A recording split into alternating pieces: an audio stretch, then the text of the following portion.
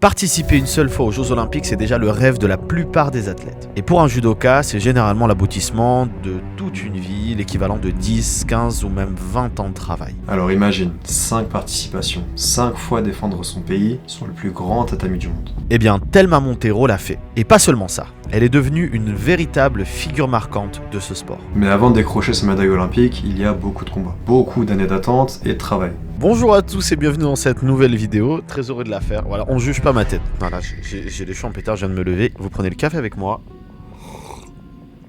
Et bienvenue dans cette nouvelle vidéo storytelling.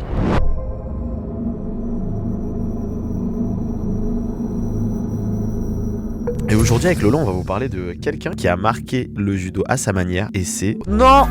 Je ne commencerai pas cette vidéo tant que tu ne seras pas abonné. Voilà, en 2026, faut vous choquer. Alors, abonnez-vous, laissez un pouce bleu. Et dans ce nouveau format de vidéo, on va vous raconter en 6 minutes l'histoire d'un judoka. Et aujourd'hui, on va vous parler de Thelma Monteiro. C'est parti, bonne vidéo.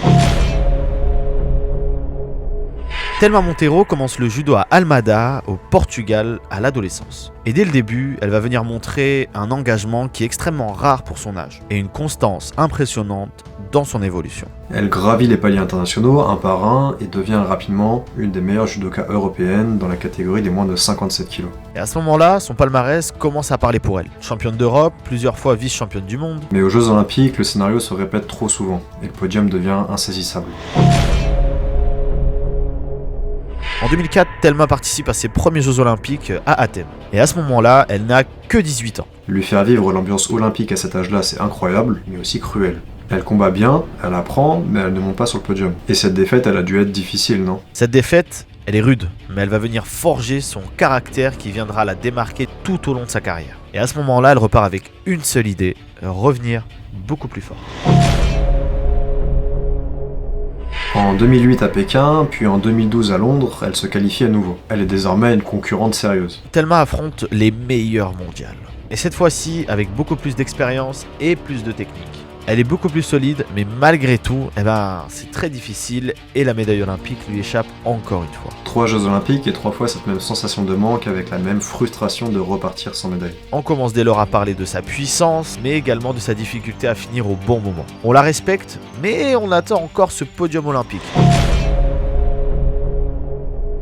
Puis vient Rio 2016, au Brésil, et la compétition s'annonce intense avec une catégorie en moins des 57 kg qui est très chargée. Alors lors de ces Jeux Olympiques, la compétition commence très bien. Son premier combat est une victoire solide contre Darcina Manuel de Nouvelle-Zélande, où elle va venir imposer son jeu et maîtrise tout le combat. Et cette entrée en matière, elle est importante parce qu'elle montre qu'elle est là pour aller loin et que sa détermination est intacte. Et au tour suivant, elle va venir affronter Soumiya Dorjuren, la numéro 1 mondiale au classement. Alors je sais pas si j'ai bien dit son nom et prénom, mais en tout cas, j'ai essayé, et c'est déjà pas mal. Le combat est extrêmement serré, équilibré point pour point et le duel est intense. Et ce combat va finalement se jouer au Golden Score, une prolongation où le premier qui marque un point gagne le combat. Dans cette prolongation, Soumiya l'emporte et elle va venir poursuivre son chemin jusqu'à la médaille d'or. Tandis que pour Thelma, la finale, elle lui passe sous le nez. Donc pas d'or, pas d'argent, mais la compétition n'est pas terminée. La défaite est amère, mais le combat n'est pas fini. Dans le judo, une règle donne une seconde chance aux combattants qui ont perdu par un finaliste, le repêchage. Thelma arrive donc en repêchage et à ce moment-là, il faut rester focus dans sa compétition pour espérer avoir la médaille de bronze. Et Thelma, elle va venir affronter notre française Anton Pavia, qu'on ne présente plus, triple médaille européen, mais surtout déjà médaillée olympique. Et ça, c'est pas mal.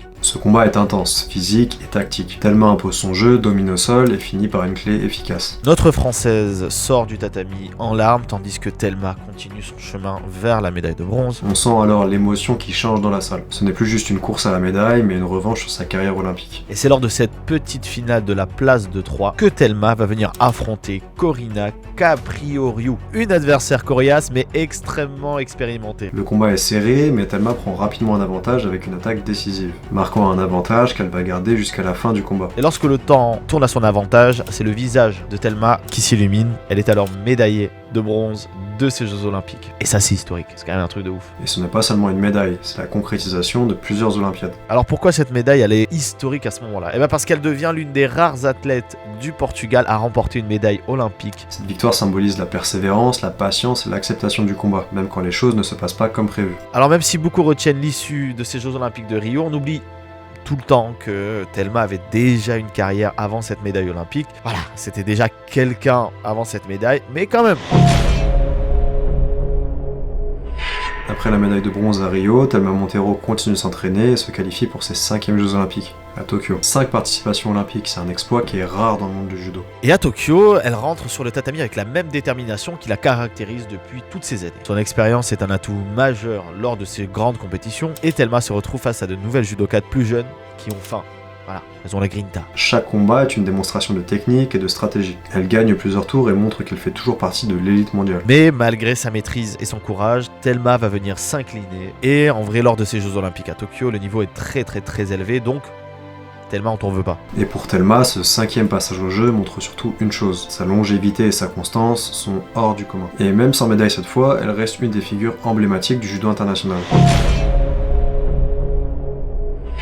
Même si la médaille olympique est arrivée tard dans sa carrière, elle ne définit pas seule la carrière de Thelma Montero. Elle a été 4 fois vice-championne du monde et 5 fois championne d'Europe. C'est pas incroyable comme carrière ça? Ah bah évidemment Lolo, quelle carrière. Son palmarès en judo, il est massif. Tu m'entends? Massif. Des titres, des podiums internationaux, qu'est-ce que tu veux de plus? Il y a même la médaille olympique. Et moi je pourrais te tuer pour une carrière pareille. Hein. Elle a fait du judo portugais une référence mondiale, inspirant toute une génération de combattants. En tout cas, s'il y a bien un truc qui la marque Thelma, c'est la régularité, la résilience et surtout l'excellence. Parce qu'en vrai, on va pas se mentir, la médaille olympique c'est vraiment la cerise sur le gâteau à ce niveau-là. Et l'histoire de Thelma Montero nous rappelle une chose, dans le sport comme dans la vie. Ce n'est pas la destination qui compte, mais c'est surtout le chemin parcouru pour y arriver. Merci beaucoup d'avoir regardé cette vidéo, j'espère qu'elle vous a plu. En tout cas, nous on a pris énormément de plaisir pour vous la faire. On espère que cette vidéo vous a plu, si c'est le cas vous savez comment le montrer, un commentaire, un like, on s'abonne à la chaîne. Donnez-nous un peu de force là, donnez-nous un peu de punch. C'est un taf, c'est dur. Venez, on a besoin de vous. Peut-être que dans 1 an, 2 ans, on fera des trucs de ouf. Vous voulez que je vous emmène aux Jeux Olympiques, oui ou non? Parce que moi là, hein, si Koga Judo il devient ouais, on fait des trucs cool et tout, je vous emmène pas aux JO moi?